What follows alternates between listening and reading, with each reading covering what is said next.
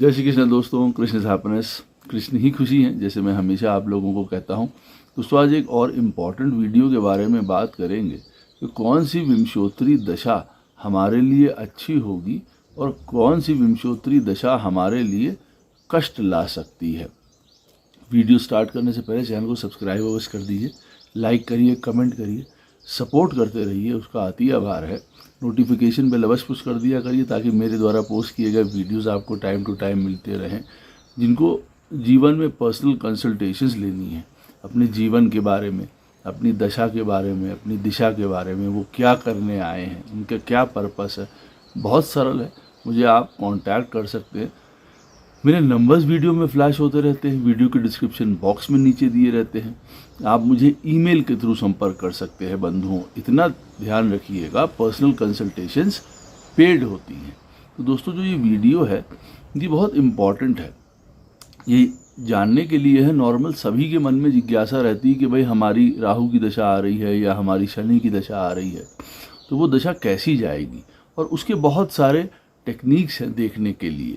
अच्छा, हम लोग क्योंकि इस विषय को पढ़ते चले आ रहे हैं, जानकारी ले रहे हैं, हम हैं बहुत सारे जो हैं वो संभ्रांत और विद्वान एस्ट्रोलॉजर्स हैं, वो इन चीज़ों के ऊपर अध्ययन गहन करते रहते हैं, तो उनको कई चीज़ों की मालूमात रहती है और वो कैलकुलेशंस कई तरीक़ों की जानते हैं। लेकिन कई बार नॉर्मल व्यक्ति के लिए, सरल व्यक्ति के लिए कि भाई हम इसको कैसे देखें कि हमारी ये दशा कैसी जाएगी, तो कई सूत्रों में से एक सूत्र है जिसके ऊपर मैं आपको ये पॉइंट बता रहा हूँ। अगर आप उसके ऊपर चल के देखेंगे आप अपने चार्ट को या दशा को, तो आप समझ जाएंगे कि भाई हाँ, हमारी ये दशा हमारे लिए अच्छी जाने वाली है, या फिर किसी प्रकार का हमारे लिए अप एंड डाउन या ट्रांसफॉर्मेशन या बदलाव हमारे जीवन में आ सकता है। अच्छा, इसको देखने के बाद, इसको समझने के बाद आप अवश्य अगर फिर बाद में किसी से जो है जानकारी लेना चाहते हैं तो वो भी आप ले सकते हैं जानकारी कि भाई इसका और अध्ययनता में कि क्या इससे हो सकता है, इस दशा में हमारे साथ क्या ऊंच नीच आ सकती है। तो देखिए सबसे इम्पॉर्टेंट पॉइंट मैं यहाँ पे सूत्र का आपको बता देता हूँ कि एक होता है हमारा D3 चार्ट। जैसे हमारा लगन का चार्ट होता है, नवमांश के चार्ट के ऊपर मैंने वीडियो बनाया है, दशमांश के ऊपर मैंने वीडियो बनाया है। शुरुआत में मैंने कई वीडियोस बनाए, वर्गा के ऊपर मैंने कई बनाए। लेकिन इस विंशोत्तरी दशा को देखने के लिए कि हमारी कौन सी दशा अच्छी होती है या जाएगी, या हमारी कौन सी दशा खराब जाएगी, सबसे इम्पॉर्टेंट मैं और सबसे सरल टेक्निक आपको बता रहा हूँ। एक हमारा चार्ट होता है D3 चार्ट, उसको कहते हैं दृश्यकाण चार्ट। अच्छा, अब ये देखा जाता है हमारे भाई बहनों के संबंध के लिए कि हमारे भाई बहनों के साथ हमारे रिश्ते कैसे रहेंगे। अच्छा, एक वर्ग जो होता है वो कई तरीकों की चीज़ों को दिखाता है। अब जैसे ये D3 चार्ट है, वो हमारे भाई बहनों के साथ हमारे रिश्तों को तो बताता है, साथ में वो ये भी बताता है चार्ट कि भाई हमारे जीवन में जो है वो हमारा साहस या ताकत कैसी रहेगी, हमारा डिटर्मिनेशन कहाँ से आएगा, हमारी विल पावर कहाँ से आएगी। तो इस चीज़ के लिए भी जाना जाता है। अच्छा, गूढ़ता में चले जाएंगे तो ये हमारे जो है वो मृत्यु के बारे में भी बताता है। मृत्यु कब होगी, कैसे होगी, कहाँ से कष्ट आएगा, जहाँ से अगर हम गूढ़ता में अगर इसमें जाते रहें। जैसे नवमांश चार्ट जो है, D9 चार्ट जो है, जैसे विवाह के बारे में हम लोगों को बताता है, हमारे पास्ट लाइफ के बारे में हमको बताता है, हमारे अपने लगन चार्ट के जो प्लैनेट्स होते हैं उनके ताकत के बारे में बताता है। D9 चार्ट के बिना हम अपना लगन चार्ट नहीं देख सकते। तो एक नवमांश चार्ट या D9 चार्ट अगर इतनी सारी चीज़ों के लिए देखा जाता है, उसी तरीके से जो D3 चार्ट है या दृश्यकाण चार्ट है जिसकी हम लोग आज बात कर रहे हैं, वो जो है भाई बहनों के संबंध के अलावा और बहुत सारी चीज़ों के लिए जाना जाता है। जैसे मैंने आपको बताया कि हमारे विल पावर, हमारा करेज, हमारी स्किल, हमारे पास कौन सी स्किल है, कौन सी ऐसी स्किल है जिससे हम अपने जीवन में उत्कृष्टता पा सकते हैं, वहाँ से देखिए हमको पता चल सकता है।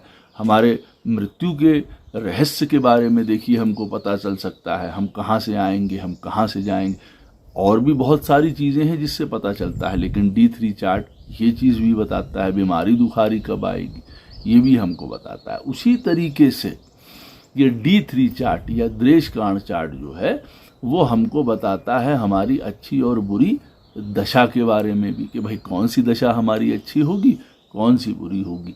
अच्छा, अब यहाँ द्रेषकाण चार्ट का जो मेन कारक है वो है, देखिए, भाई बहनों से संबंधित मंगल और बुध। तो आपको पहले देखना क्या है कि मंगल और बुध आपके D3 चार्ट में 16 चार्ट्स दिए होते हैं। उसी तरीके से आप जब अपना चार्ट जो है वो सॉफ्टवेयर में डालेंगे तो उसमें D1, D9, D3 यानी कि द्रेषकाण चार्ट, वहाँ पे लिखा होगा brother happiness, sister happiness, brother और सिस्टर्स का लेके। तो ये चार्ट जो है भाई बहनों से संबंधित वो दिखाएगा आपको सॉफ्टवेयर में, लेकिन इसके कई मायने होते हैं। तो उसी तरीके से मंगल और बुध को हमें देखना है अपने D3 चार्ट में कि वो कैसे बैठे हुए हैं। अब मंगल का संबंध देखिए, अगर एक D3 चार्ट के अगर एक फर्स्ट भाव से है, थर्ड भाव से है, 10th भाव से है और 11th भाव से है, अगर मंगल का संबंध फर्स्ट, थर्ड, 10th या 11th भाव से है, इसका मतलब जो मंगल की दशा है वो बड़ी उत्कृष्ट जाएगी, बड़ी अच्छी जाएगी। ये बात को याद रखिए। अच्छा, उसी के साथ साथ अगर मंगल 10वें घर से संबंध बना रहा है, मान लीजिए मंगल 10th में नहीं बैठा हुआ है या फर्स्ट में नहीं बैठा है, थर्ड में नहीं बैठा है या 11th में नहीं बैठा हुआ है D3 चार्ट में, लेकिन वो 10th हाउस से संबंध बना रहा है दृष्टि के हिसाब से। मान लीजिए आपका मंगल बैठा हुआ है 4th हाउस में, D3 चार्ट में 4th में बैठा है और सीधे वहाँ से वो 10th को देख रहा है, इसका मतलब संबंध बन गया। अच्छा, एक और भी इसमें पॉइंट है, अगर मंगल 1, 3, 10, 11 में नहीं बैठा हुआ है D3 चार्ट में, लेकिन स्वयं की राशि का बैठा हुआ है, एग्जॉल्टेड बैठा हुआ है, तब भी मंगल की दशा उत्कृष्ट जाएगी आपके जीवन में। ये बात को याद रखिएगा।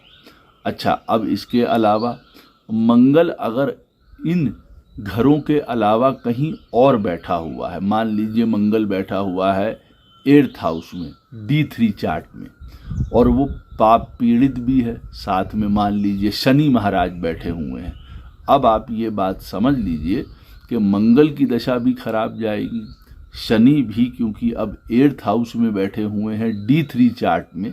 तो अगर आपको ये भी समझना होगा कि भाई मेरी शनि की दशा कैसी जाएगी, तो आप वहाँ भी समझ सकते हैं कि शनि की दशा भी जो है आपकी इतनी अच्छी नहीं जाएगी, लेकिन शनि 8th हाउस में बैठ के 10th से संबंध बनाएंगे। तो आप कह सकते हैं परेशानी आएगी, कष्ट आएगी, लेकिन अंततः सफलता मिलेगी। यहाँ पे देखिए दोस्तों, सूत्र क्या है, जो प्लैनेट फर्स्ट, थर्ड, 10th और 11th हाउस को D3 चार्ट में एक्टिवेट कर रहा होगा या ट्रिगर कर रहा होगा, उसकी दशा आपके जीवन में अच्छी जाएगी। ये एक पहला सूत्र है और इसी को पकड़ के हमें चलना है। अब जैसे मंगल जो है वो 8th हाउस में बैठेगा तो उसका कोई संबंध बन के देखिए नहीं आ रहा है 10th हाउस से, किसी भी प्रकार का कोई संबंध बन के नहीं आएगा। मेनली अगर देखा जाए तो हमको ये समझ में आ जाएगा कि मंगल का संबंध ना फर्स्ट हाउस से बन के आ रहा है डायरेक्टली, ना थर्ड हाउस से बन के आ रहा है, ना 10th हाउस से बन के आ रहा है, ना 11th से बन के आ रहा है, जबकि 11th को वो दृष्टि से देख रहा है। 8वें में अगर मंगल बैठेगा D3 चार्ट में तो अपनी चौथी दृष्टि से वो 11th हाउस को देखेगा। लेकिन यहाँ पे बस वो आपको इतना ही बताता है कि कष्ट या परेशानी के बीच में जो दशा आपकी मंगल की आएगी, उसके बीच में आपको कुछ फ़ायदा आपको वो प्राप्त करवा देगा। उसी तरीके से दोस्तों हमको बुध को भी देखना है। बुध महाराज वो D3 चार्ट के दूसरे कारक हैं। अब बुध का भी संबंध इसी तरीके से अगर फर्स्ट हाउस से है, 3rd हाउस से है, 10th हाउस से है या 11th हाउस से है, तब भी आप ये मान के चलिए कि आपके बुध की दशा बड़ी उत्कृष्ट निकलेगी, बड़ी अच्छी निकलेगी आपकी ये दशा। या बुध मान लीजिए उच्च राशि के बैठे हुए हैं, अपने स्वयं की राशि के बैठे हुए हैं, तो भी बहुत बढ़िया आपकी दशा निकलेगी बुध महाराज की। बुध अगर 4th हाउस में बैठे हुए हैं D3 चार्ट में, वहाँ से डायरेक्ट वो 10th हाउस को देखेंगे, इसका मतलब आपके बुध की दशा भी बहुत बढ़िया निकलेगी। अब इसी के अगर हम लोग देख लें, बुध जो है अगर वो 1st में या 3rd में या 10th में या 11th में वहाँ पे नहीं बैठे हुए हैं D3 चार्ट में, अन्यथा बैठे हुए हैं कहीं और जगह बैठे हैं, मान लीजिए वो बैठे हुए हैं 6th हाउस में, D3 चार्ट में बुध जो हैं वो 6th हाउस में बैठे हैं और साथ में कोई राहु केतु जैसा प्लैनेट बैठा है, शनि जैसा, तब आप समझ जाइए कि देखिए यहाँ पे बुध जो हैं वो पाप पीड़ित हैं और बुध की दशा में हमको काफ़ी प्रॉब्लम्स यहाँ पे आ सकती हैं। अच्छा, तीसरा पॉइंट इसमें एक और बहुत अच्छा है, अगर आपके D3 चार्ट में मंगल और बुध ये दोनों साथ में बैठे हों, अगर ये लोग कंजंक्शन कर रहे हों, तो ये भी एक आपके लिए राजयोग है। तो भी आपकी मंगल की और बुध की जो दशाएं आएंगी वो आपकी अच्छी जाएंगी। आप इस बात को याद रखिए। अगर मंगल और बुध साथ में D3 में कंजंक्शन करके बैठे हुए हैं साथ में, तो भी युति करके बैठे हुए हैं, तो भी ये दशाएं आपकी अच्छी जाएंगी। ऐसी स्थिति में मंगल और बुध मान लीजिए आपके D3 में पंचम में बैठे हैं। अब पंचम स्थान शुभ स्थान है, चाहे वो पहला, तीसरा, 10वां या 11वां स्थान नहीं है, बट क्योंकि मंगल और बुध साथ में बैठ गए हैं और शुभ घर में बैठे हुए हैं पंचम में, तो इनकी दशा उसी हिसाब से अच्छी जाएगी। अब यही मंगल और बुध मान लीजिए आपके अष्टम स्थान में बैठे हुए हैं D3 चार्ट में, तो आप ये कह सकते हैं कि दोनों की जो दशाएं हैं वो अच्छी जाएंगी, लेकिन ट्रबल्स या परेशानियों के साथ। अब मंगल और बुध जिन जिन चीज़ों के लिए जाने जाते हैं, अब जैसे बुध मान लीजिए जाना जाता है हमारी पढ़ाई लिखाई के लिए, मंगल और बुध जो है D3 चार्ट में आपके साथ में बैठे हुए हैं, अष्टम स्थान में बैठे हुए हैं। अब आप ये कहें हमसे कि गुरुजी हमारे बुध की दशा कैसी जाएगी, तो अब आप समझ सकते हैं पढ़ाई लिखाई, ज्ञान, पैसा, एजुकेशन, इन सारी चीज़ों के लिए बुध जाना जाता है।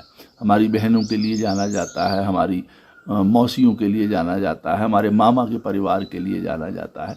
तो हम समझ जाएंगे कि बुध की जो अब दशा आएगी हमारे जीवन में, वो देखिए हो सकता है पढ़ाई लिखाई के लिए कुछ गड़बड़ कर जाए, हो सकता है हमारे जीवन में कुछ हमारे जो बहन हैं या जो हमारे मामा का परिवार है उनसे कहीं किसी प्रकार की कोई गड़बड़ हो जाए, कोई रिश्ते खराब हो जाए।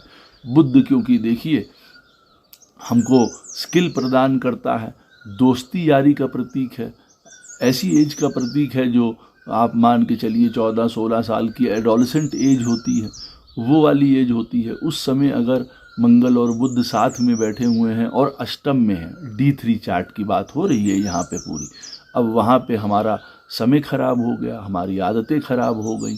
बुध क्योंकि उन सारी चीज़ों के लिए भी जाना जाएगा ना, फिर उस एज के लिए कि हमने अपनी पढ़ाई लिखाई चौपट कर ली, हमको जहाँ जाना था हम वहाँ नहीं पहुँच पाए, तो हमारा दशा उन चीज़ों की वजह से ख़राब हो गई। लेकिन आप ये कहें कि फिर हमारे घर परिवार में पैसा नहीं था या हमको दिक्कत आई या हमको और किसी भी प्रकार की सहूलियत नहीं मिली, नहीं, तो आपको हर चीज़ वहाँ पे प्रोवाइड होती रहेगी, खाना पीना, घर, कपड़ा, सब कुछ आपको मिलता रहेगा। लेकिन बुध की जो चीज़ें हैं, मान लीजिए वो चीज़ें जो हैं आपके चार्ट में गड़बड़ हो सकती हैं। अब फिर हम लोग इसको मैच करते हैं लगन चार्ट से भी। अब जैसे मैं आपको ये जो उदाहरण दे रहा हूँ कि मंगल और बुध जो हैं आपके साथ में बैठे होंगे अगर D3 चार्ट में, तो ये एक राजयोग है। अच्छे घरों में बैठे होंगे, अच्छी तरीके से फलित होगा, आपकी दशाएं बहुत अच्छी जाएंगी। अब यही मंगल और बुध जो है अगर D3 चार्ट में अष्टम में बैठे हुए हैं और मान लीजिए बुध आपके चार्ट में 7th और 10th हाउस का लॉर्ड है। लगन चार्ट में 7th और 10th हाउस का लॉर्ड है और D3 चार्ट में वो मंगल के साथ अष्टम में बैठा हुआ है। तो देखिए वो अवश्य आपको बताएगा कि बुध की दशा में अवश्य आपको नौकरी में अप एंड डाउन आएगा, स्थान परिवर्तन हो सकता है, आपकी शादी से रिलेटेड इशू आ सकते हैं, ये सब बता सकता है। क्योंकि बुध जो है ओरिजिनली आपके लगन चार्ट का 10th हाउस का लॉर्ड था और 7th हाउस का लॉर्ड था और D3 चार्ट में वो अष्टम में बैठा हुआ है। तो वो इन चीज़ों में प्रॉब्लम बताता है। तो हमारी दशा जो है अप एंड डाउन के साथ या कष्ट के साथ या परेशानी के साथ निकल सकती है। लेकिन क्या इसमें टोटल लॉस की संभावना बनती है? यहाँ पे नहीं। वजह क्योंकि मंगल और बुध दोनों कंजंक्शन करके साथ में बैठे हुए थे अष्टम में। तो वो दशा आपको इतनी ज़्यादा पीड़ा प्रदान नहीं करेगी। कुछ पीरियड के लिए आपको वो परेशान कर सकती है। अच्छा, ऐसी स्थिति में अगर D3 चार्ट में बुध जो है वो मंगल के साथ कंजंक्शन में नहीं बैठा है और अष्टम में बैठा हुआ है और तब उसकी दशा आती है, तब आप समझ सकते हैं कि वो दशा जो है आपके लिए अच्छी नहीं रहने वाली है। काफ़ी फेरबदल या काफ़ी कष्ट आपके जीवन में उस दशा में आ सकता है। बुध और मंगल के बारे में मैंने दोनों के बारे में आपको बताया कि अगर वो 1st, 3rd, 10th और 11th हाउस में बैठे हुए हैं, इन घरों से संबंध उन्होंने बनाया हुआ है, डायरेक्ट संबंध उन्होंने बनाया हुआ है, तो इनकी दशाएं अच्छी जाएंगी। और अगर नहीं बनाया हुआ है, D3 चार्ट में पाप पीड़ित बैठे हुए हैं, ऐसी जगहों पे बैठे हुए हैं जहां वो नीच के हैं, जहां पे उन कम्बस्ट हैं, बल नहीं है, तब आप ये याद रखिए वो दशाएं फिर खराब जाएंगी। इसी तरीके से हम और प्लैनेट्स को भी देखेंगे, शनि महाराज को भी देखेंगे। मान लीजिए वो अगर 1st हाउस में D3 में बैठे हैं, 3rd में बैठे हैं, 10th में बैठे हुए हैं या 11th हाउस में बैठे हुए हैं, तो हम तुरंत समझ जाएंगे कि शनि की दशा हमारी बहुत बढ़िया जाएगी। शनि डायरेक्ट संबंध बना रहे हैं 10th हाउस से D3 चार्ट में, 10th में बैठे हुए हैं, 10th के लॉर्ड के साथ बैठे हुए हैं। अगर जो D3 चार्ट में शनि महाराज और 10th को डायरेक्ट देख रहे हैं, ऐसी स्थिति में शनि की दशा बहुत अच्छी जाएगी। उसी तरीके से अगर आप देखेंगे कि D3 चार्ट में शनि महाराज कहीं बैठे हुए हैं खराब स्थिति में, पाप पीड़ित हैं, राहु के साथ बैठे हैं अष्टम स्थान में, D3 चार्ट है, तो हम समझ जाएंगे कि ये दशा हमारे जीवन में अच्छी नहीं जाने वाली है। तो हमने ये भी देख लिया कि हमारी शनि की दशा कैसी जाएगी। सरलता से हमने जान लिया, अगर D3 चार्ट में शनि महाराज 1, 3, 10, 11 में नहीं बैठे हुए हैं, तो अब दशा में खराबी आ सकती है अगर शनि वहाँ पे पाप पीड़ित है। लेकिन शनि अगर D3 चार्ट में अपनी ही राशि के बैठे हैं, उच्च के बैठे हुए हैं, तो उनकी दशा बहुत अच्छी जाएगी। आप ये जान सकते हैं, चाहे वो 6th में बैठे हुए हों, चाहे वो 4th में बैठे हुए हों, उनकी दशा अच्छी जाएगी। देखिए, अगर आप ये कह लीजिए कि बहुत ज़्यादा अच्छी नहीं भी गई, तो आपके लिए वो दशा खराब नहीं जाएगी। तो आप सूत्र को समझ गए कि देखिए, अगर हमारे चार्ट में मैंने आपको मंगल का बताया, बुध का बताया, शनि का बताया, किस तरीके से हमको देखने, शनि कहाँ बैठे हुए होंगे तो हमारे लिए दशा कैसी जाएगी। अब वही शनि मान लीजिए अगर आपके D3 चार्ट में 12th हाउस में बैठे हुए हैं और मेलेफिक प्लैनेट के साथ और बैठे हुए हैं, मान लीजिए वो मंगल के साथ ही बैठे हुए हैं 12वें स्थान पे D3 चार्ट में, तो ये दशा आपके जीवन में अच्छी नहीं जाएगी। पहले ही आप इस बात को समझ गए या ये आपने यहाँ पे जान लिया। अच्छा, अब आप किसी भी प्लैनेट और को भी आप देख लीजिए, बृहस्पति की दशा हमारे जीवन में कैसी जाएगी। अगर आपकी बृहस्पति की दशा आ रही है, आपने तुरंत जाके D3 चार्ट में देखा, आपने देखा आपका बृहस्पति 1st में बैठा हुआ है या वहाँ पे 3rd में बैठा हुआ है या 10th में बैठा है या 11th में बैठा है, आप त्वरित रूप से समझ जाइए कि आपके बृहस्पति की दशा बहुत अच्छी जाएगी। हाँ, यहाँ पे एक कॉमन सेंस से बात लगा लीजिएगा कि मान लीजिए आपकी जो आपका जो बृहस्पति है वो अगर इन घरों में बैठा हुआ है और अगर उच्च का है, अच्छी राशियों का है, शुभ राशियों का है, तो और अच्छी चल जाती जाएगी। वहीं पे अगर फर्स्ट में, थर्ड में, 10th में या 11th हाउस में बृहस्पति महाराज बैठे हैं, लेकिन अगर पता चला वो नीच के हैं, पता चला अगर बहुत ज़्यादा मेलेफिक प्रभाव में हैं, तब देखिए वो असर थोड़ा कम होता चला जाएगा। ये बात यहाँ पे देख लेने वाली होती है कि अगर मान लीजिए बृहस्पति 10th हाउस में बैठे हुए हैं, नीच के हैं और कहीं से उसको राहु, केतु, मंगल देख रहे हैं, तो वो प्रभाव कम होता चला जाएगा। तो व्यक्ति कह सकता है कि भाई वो दशा हमारी उतनी अच्छी नहीं निकली जितनी हमारी निकलनी चाहिए थी, क्योंकि यहाँ पे ये संदर्भ भी लेना पड़ेगा कि इन घरों में बैठे हुए बृहस्पति जो हैं वो पाप पीड़ित थे, इसलिए वो दशा इतनी अच्छी नहीं निकली। अन्यथा अगर जिनके सदृढ़ रूप से बैठे हुए, मान लीजिए दृश कांड चार्ट में बृहस्पति आपके बैठे हुए हैं 3rd हाउस में अपनी ही राशि के, स्व राशि के बैठे हुए हैं, धनु के, और आप कहें हमारे बृहस्पति की दशा कैसी निकलेगी, आपकी बृहस्पति की दशा उत्कृष्ट निकलेगी। अच्छा, इसमें एक और भी चीज़ आप देख सकते हैं कि आप कह दिए कि अच्छा क्या हमारे पूरे बृहस्पति की दशा फिर बहुत ही अच्छी निकलेगी। अब यहाँ पे देखिए अंतरदशा का भी पॉइंट आता है ना, कि बृहस्पति में शनि की अंतरदशा आपकी चल रही है। बृहस्पति आपके बैठे हुए हैं वहाँ पे दृश कांड चार्ट में या D3 चार्ट में, मान लीजिए 1st हाउस में बैठे हुए हैं, और सैटर्न महाराज बैठे हुए हैं आपके 10th हाउस में।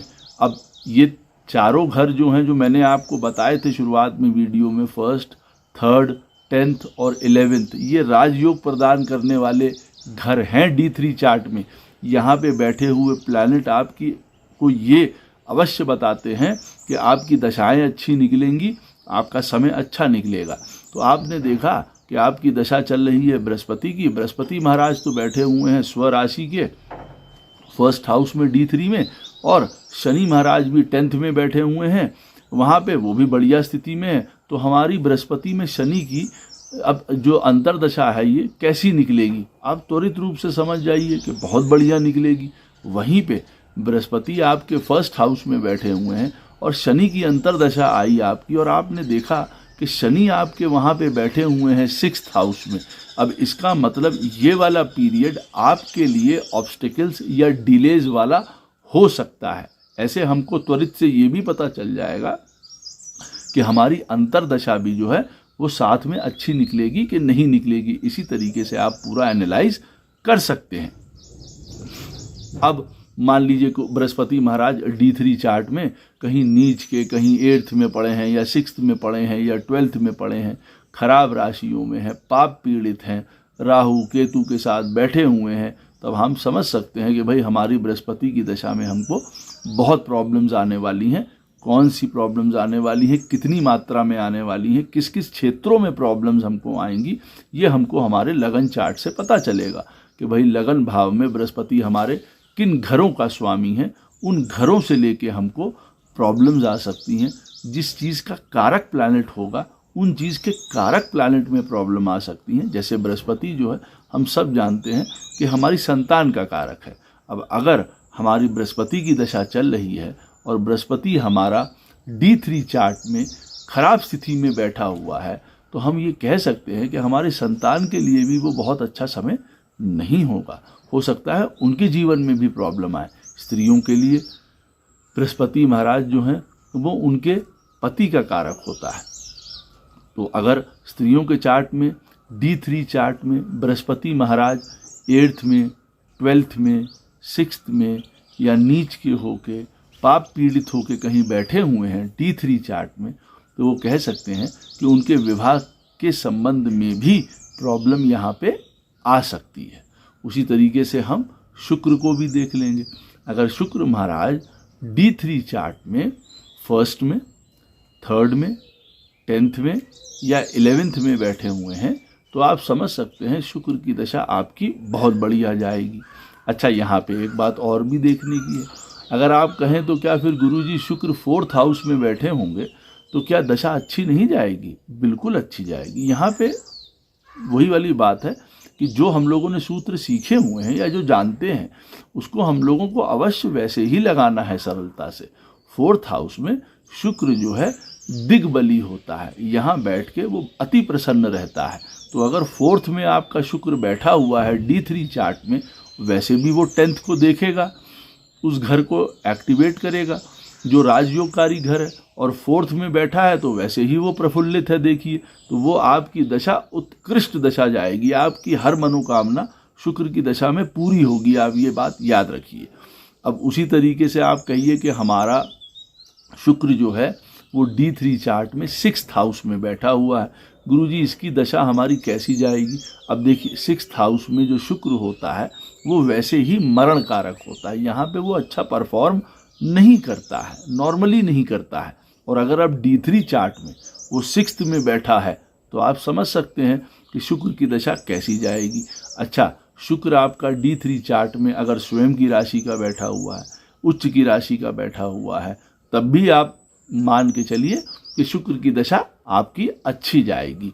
आप ये कहें हमारा शुक्र अगर 1, 3, 10 या 11 में नहीं बैठा है, 9th में बैठा हुआ है गुरुजी, तो कैसी दशा जाएगी। वो अपनी राशि का भी नहीं है, उच्च का भी नहीं है, तो कैसी जाएगी। देखिए, अच्छी जाएगी, उस चीज़ को इंटरप्रेट करना पड़ेगा, लेकिन बहुत आपके लिए अच्छा नहीं करेगा तो वो बुरा भी नहीं करेगी दशा। ये बात मैं आपको बता दूं, अगर ऐसी स्थिति में ऐसी स्थान पे वो बैठा होगा तो। अगर आप ये कहें कि उत्कृष्ट नहीं जाएगी, अगर 9th में बैठा हुआ है वहाँ पे शुक्र आपका, और तो वो अपनी राशि का नहीं है, स्वयं की राशि का नहीं है, उच्च का नहीं है, तो कैसी जाएगी हमारी दशा गुरुजी।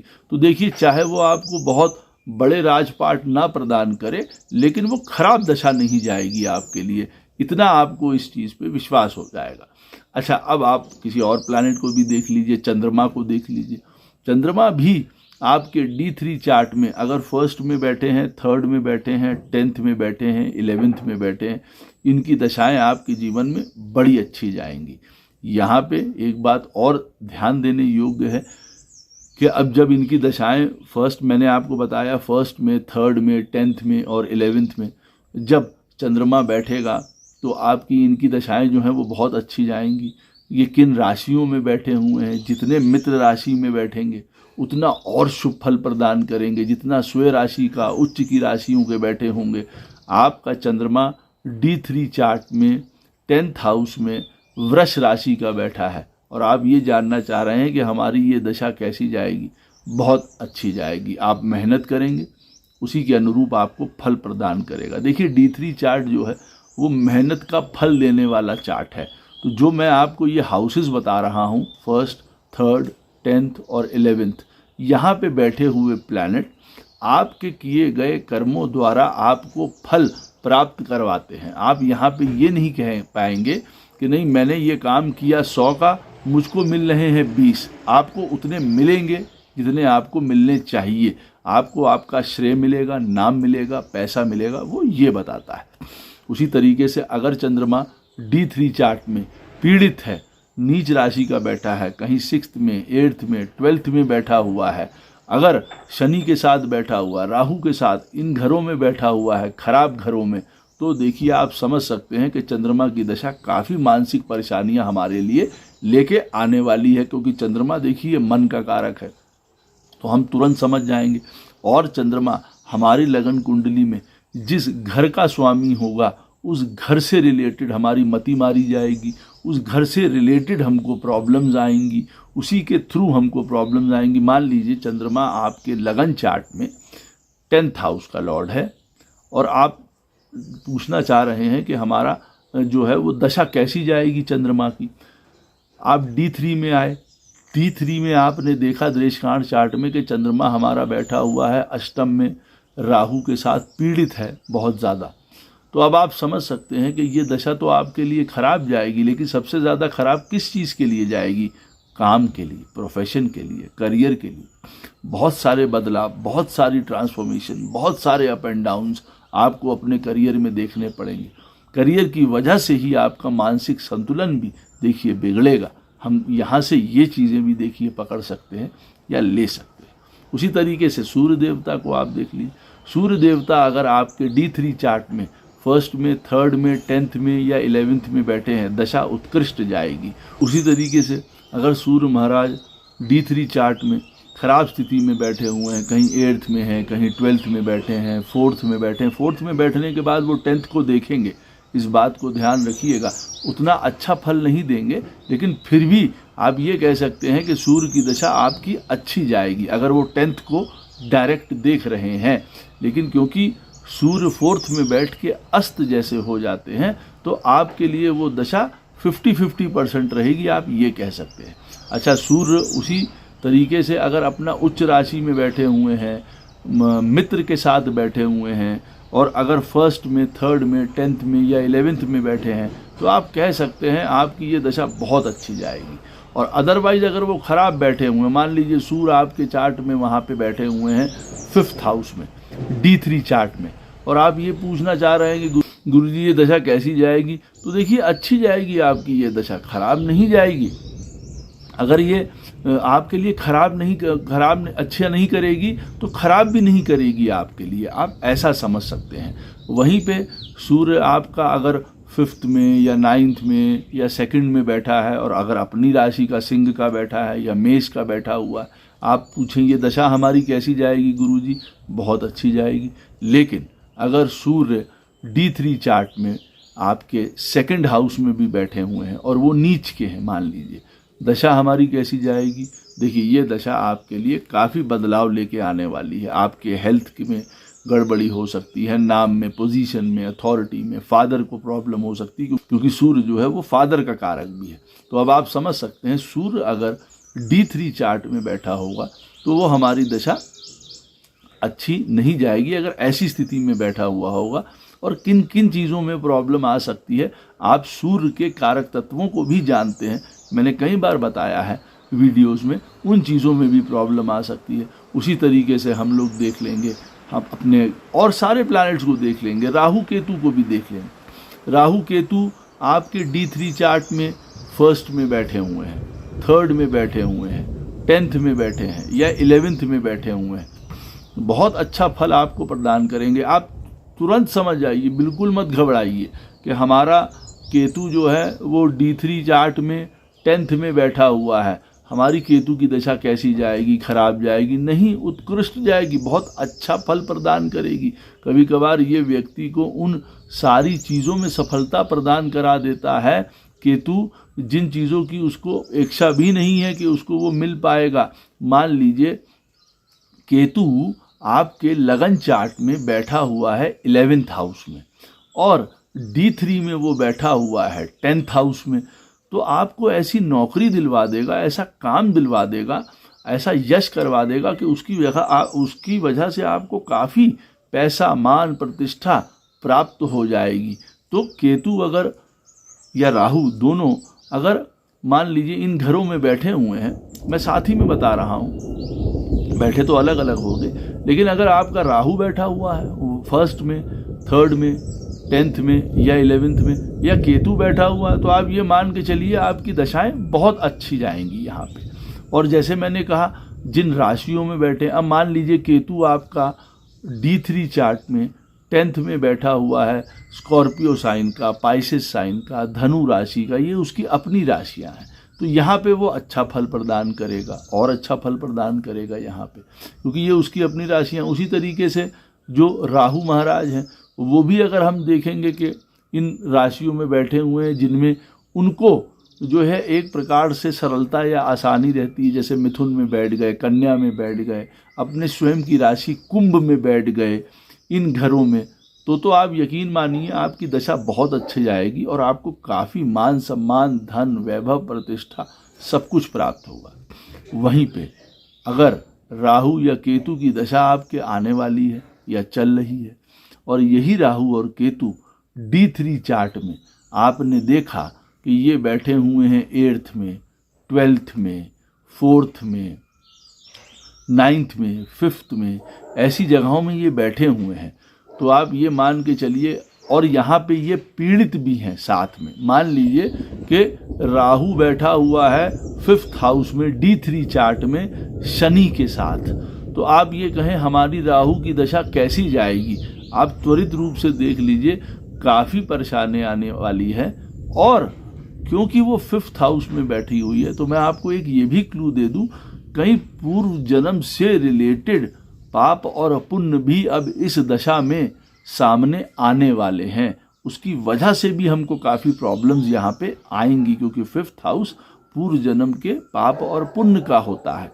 और D3 चार्ट में अगर राहु 5th हाउस में बैठे हैं और पाप पीड़ित हैं, तो ये याद रखिए कि उससे रिलेटेड भी, पूर्व जन्म के पाप पुण्यों से रिलेटेड भी कई चीज़ें आपके सामने प्रत्यक्ष या अप्रत्यक्ष रूप से आ सकती हैं। उन चीज़ों में आपको ट्रबल हो सकती है।